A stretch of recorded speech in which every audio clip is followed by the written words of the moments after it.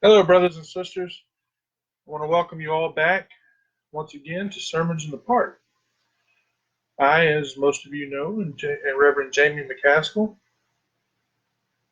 I pray that each and every one of you are doing well today, that this new year is continuing and going on strong for you, and you're facing your obstacles and overcoming them.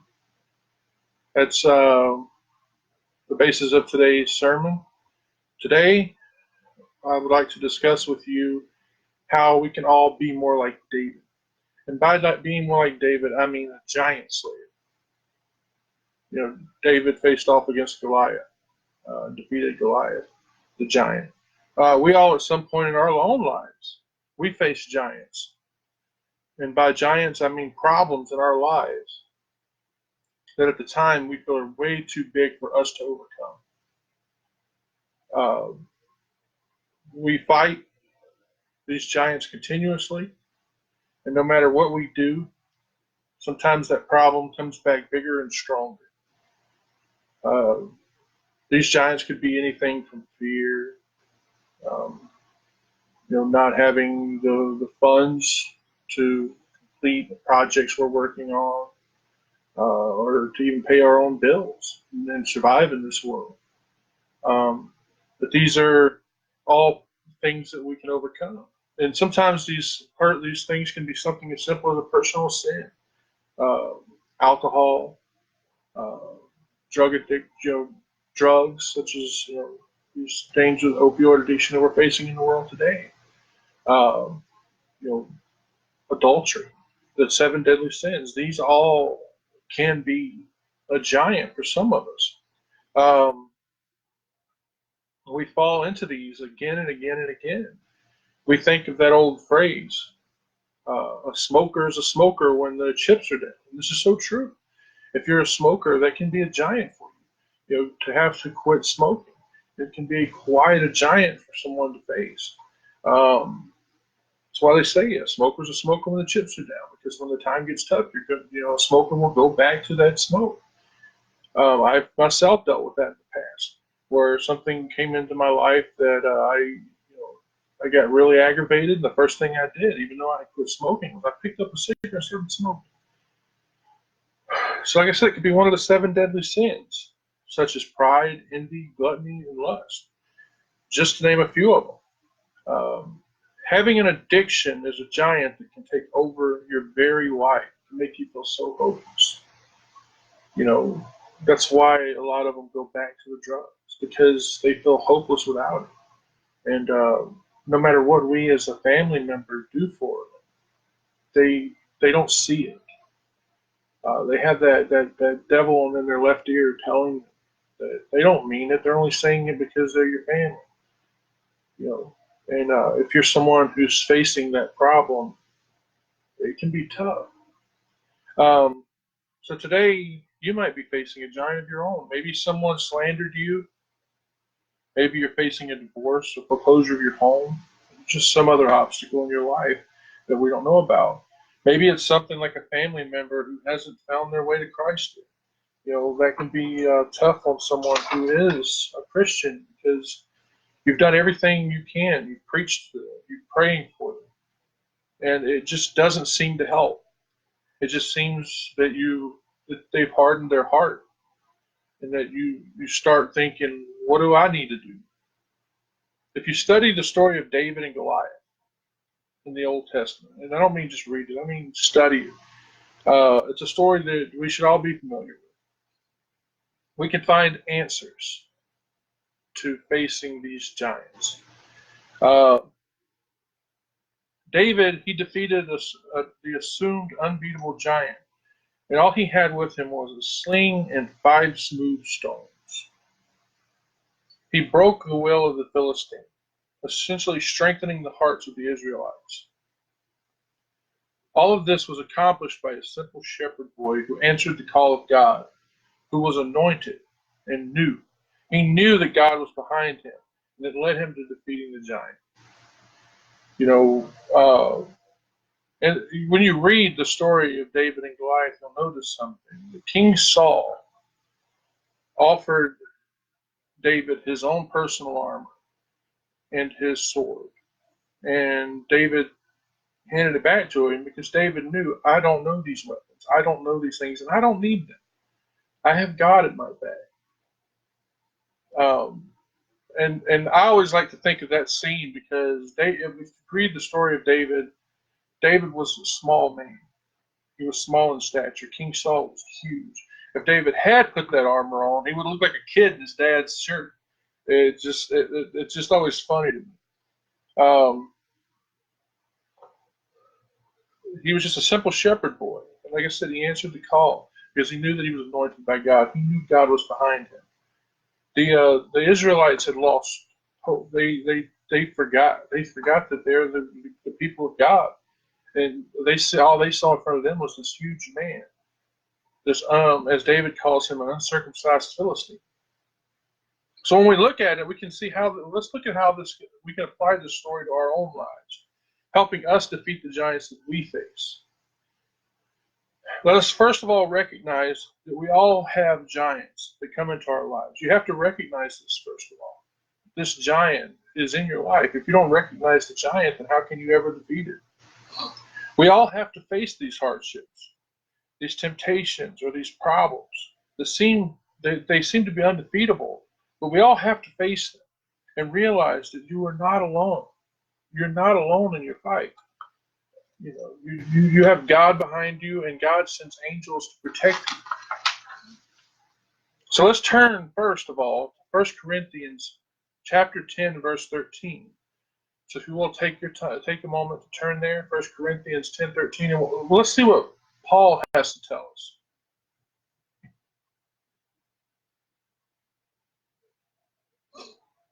Remember what I said, when these giants come into your life, you're not alone. That's what Paul says here. Paul says the temptations in your life are no different from what others experience. And God is faithful. He will not allow these temptations to be more than you can stand. When you are tempted, he will show you a way out of it so that you can endure. So if you read here, it says that, no matter how big that giant is, that temptation, that sin, it can be defeated. Giants, just like you and me, they were once babies. Goliath, yes, he stood at 9'6" tall. But the fact is, as I said, he was once a baby. He had to grow. First, he became a child who had friends and family. Then he became a teenager, who then became that giant who stood before King Saul and his men, who cowered in fear as he taunted them. They were cowering in fear. They were hiding behind rocks and in caves. They were not strong enough to face the giant in front of them. Because they forgot, they had God behind them. They're the Israelites. God had told them time and again that he was behind them. King Saul and his men were cowering in fear, even though they should have known God's not going to let them overcome. In the same way, our own giants often started as something so small. It started as a small liberty that you allowed to grow. It started that way. It was born. That first step was you allowed it in. I had problems with alcohol, so I'm going to use alcohol as a reference here when I do this. That first sip of alcohol, you then nurtured it and you encouraged it. Oh, one more sip. Then that one more sip becomes one more bottle. There becomes one more and one more. You're nurturing it, and then it grows to become that giant. Because why? Because you allowed it to. You allowed it to. I myself could have just said nope and walked away, as I eventually did. I said, no, I don't want it anymore, and I walked away from it. So you face this giant. This particular giant I'm speaking of here is alcoholism. As I said, it grew. Why did it grow? Because we allowed it to. So we next have to realize that this battle is not our own. This battle that you're facing is not yours. The battle belongs to our Heavenly Father. And it says so. Let's look at 1 Samuel 17. 1 Samuel chapter 17, verse 47. If you read with me here, what you'll read is what David says to Goliath. It says, and all the assembled will know that it is not by the sword or the spear that the Lord saves, for this battle is the Lord's, and he will deliver it unto our hands. See here, the battle is not ours. This battle is the Lord's. He's going to deliver it into our hands, not ours. So we all tend to lose sight of that, which causes us to be defeated time and time again by this giants that we face. So when you're ready, attack that giant. So you have to remember that. Goliath, he crossed that battle line, and he stood on the Israelite side of the battle line, and he was calling them out. He was boldly standing there taunting, come out and face me. Come out and face me. You're scared. You're cowards. You're hiding. If you allow that giant to do this, if you tolerate it, that giant will taunt you night and day. That giant will take over. He will come at your door taunting you, knocking, because you're allowing him to. Because you haven't defeated him yet. You haven't faced him. You got to take responsibility for it. If you read in 1 Samuel again, we're going to look at 17 and 48. And I want you to read with me here just how this face-off happens. And I'm going to point out something about it to you. A lot of people don't recognize. I don't know if they recognize it or not. I don't hear them recognize this when they talk about this story. That in 1 Samuel 17:48, it says the Philistines drew steadily closer to David to attack him. And what did David do? David quickly ran towards the battle line and attacked him. He ran. You cannot run from your problems. Your giant, no matter what you do with him, he's there. You have to take responsibility for him. You have to face him. You can't negotiate with that giant. You can't negotiate with him. You have to be like David here. You got to attack him head on. Look at the wording. Like I said, Goliath moved steadily towards David. He was slowly coming forward, steadily walking, right? Now, that's what that sounds like to me. When it says he's steadily moving forward, he's just walking on towards him, And he called out to him and talked about how he was small. You read that. He is trying to make David look weaker. He's like, who is this young man you send it to me with a stick like I'm a dog? He was taunting David as David's coming at him. He's trying to make David back down. Here he is, big and huge, with a sword and imagine how big his sword and spear had to be, and that shield he was carrying. That man was huge, 9 feet. I'm 6 foot. He's 9 feet. He's 3 feet taller than me. It's like you put a kid on my shoulders and be the same height as the Goliath. Goliath is huge. But he's moving forward steadily, and he's yelling out at him. He's trying to convince David to turn around and go back. You know why he's trying to convince him to turn around and go back? Because he sees that David is not scared of him. So he's constantly attacking at him. That is what your giants will do to you. They will make you feel smaller than you really are. But you got to realize, like I said earlier, this battle is not yours. This battle belongs to God. You as a Christian have God at your back. You are not alone. You have God. You think God's coming along? God's got all his angels with him. Every one of them. When you're facing these battles, you have angels around you. You have God there with you. You have Jesus. All of them are at your back, ready to fight with you. And that's what David knew. David knew when he was going forward, he had God behind him. Whatever you're facing, you need to stop being like Saul.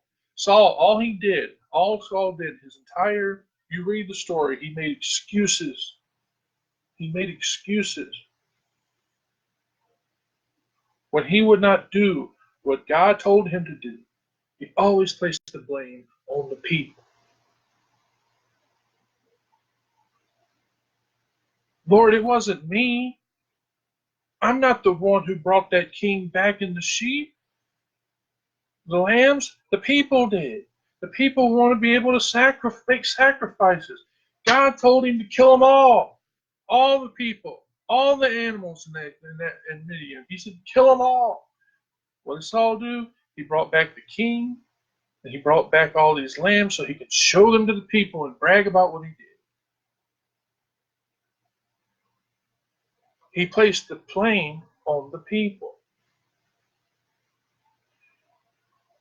He wasn't supposed to go into battle without first consulting Samuel. What did he do? He made the sacrifice himself, went into battle. Yes, they won. But when Samuel did show up, what did Saul do? What did Saul do? He said, I had to. The people wanted this. The people. You're the king. The people wanted it. You're the king. You could say no. So stop making excuses like this for yourself. Stop putting yourself in that situation. Take responsibility for it.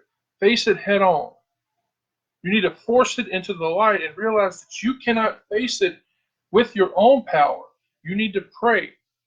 You need to pray for God to help you and face it. Attack that giant. You need to take responsibility and hold yourself accountable for it. Okay? I tell you all the time, don't pray when it's too big. Pray while it's small. Pray while it's a baby. Pray while as soon as that sin comes in your life, pray. Force it out of your life. Tell it in the name of Jesus Christ, go away. Because with your faith in Jesus Christ, your faith in God above, your hope, your faith, your love, you can knock out anything that comes into your life because you have Jesus at your back. You have God at your back. You have all the power of heaven at your disposal if you use it. So you need to like I said, stop putting yourself in these situations where you will be tempted. Like myself. If I know that I'm an alcoholic, why would I put myself in that situation to be tempted? Why would I go to a bar? Why would I go to a party where there's alcohol? People go, oh, my friends, they go there. They're hanging out. I don't have to go there. I don't. You got to realize I'm only responsible for me. I hope that you understand that. I'm not going to put myself in that situation. I'm not going to go to the bar. I don't need to be there. If my friends want to hang out with me, they'll hang out with me somewhere else. So that's why with my paranormal team, we meet at Flippin' Jimmy's where we can hang out. And, I would rather hang out with you somewhere where there's no alcohol. If you want to drink, that's fine. I'm not going to stop you. Even if my friends show up at my house with alcohol, I'm not going to drink it. But I'm not going to tell them they got to leave. But you don't need to put yourself in that situation where you will be tempted. All these people who are, they commit adultery. They go and then they're like, well, why should I stop hanging out with them? Because you know that you're going to do it. If you know you're attracted to someone, why put yourself in that situation where you're around them all the time when you know you're married? And if you're in love with your wife or your husband, why put yourself in that situation? And then when that problem becomes bigger, then you're sitting there and you're probably going to be like King Saul. You're going to be, oh, well, this and this. Stop being like King Saul. Be like David. I messed up. I put myself here. I'm sorry. That's what King David did. David was always taking responsibility. He always said, it's my fault. I did it. That's how we should be. We should all be like David and face our giants, and take responsibility for our actions. So I hope that you've taken something out of that today, and I hope that I've helped you, because I know many of you out there need to know this. I want to thank you all once again for joining me here today. There's a book. If this sermon today touched you, and you want to know more about it, you want to be able to defeat your own giants, There's a book out there that I read that helped me learn this, that I need to take responsibility for myself, that I can defeat these giants on my own. And you can get this book for free. Do a Google search for Andrew Womack Ministries and look up his book, How to Be a Giant. Lessons we can learn from David. Lessons we can learn from David is the name of the book. So I hope you all take something from this today and it helps you, because like I said, I know a lot of us face problems and we need to learn from the Bible and how we can defeat these giants on our own. Because you have God's help. You have the help of Jesus. Jesus washed you in the blood of the Lamb. You can defeat any problems you face. If you're someone who's watching today and you have not accepted Jesus as your personal Lord and Savior, I'd like to know why. Why haven't you taken that step yet? You know, He's right there. As far as you get away from God, it only takes one step to go back. All you have to do is turn around. He's right there. He's right there, and He's waiting on you. He's waiting to throw a huge party in your honor. All you have to do is accept it. The forgiveness has already been given. All you have to do is accept it. All you have to do is accept it. Pray, tell God, I know you sent Jesus to die for me. I know you did. And I accept the forgiveness that is given. And, you know, what Jesus said to do after this is to go forward and sin no more. Sin no more. Sin no more. I hope you join me again here next week. I look forward to delivering next week's message to you. I love each and every one of you, and I pray that you go forward today and you learn from this particular message that God wanted me to give to you, and you defeat your giants. That you go forward today and you defeat the giants in your life, and you know that God's with you. And show everyone love. Tell everyone you love. Tell everyone you love. Just remember, just because loving someone, you don't have to accept their sin. You have to love them and show them support. But you don't have to give them you don't have to give them their sin. As I said before, a while back, I said, just because, you love your drug addicts in your life, but you don't give them the drugs. So I hope I see you all again next week. I love each and every one of you, and I hope you all have a great day.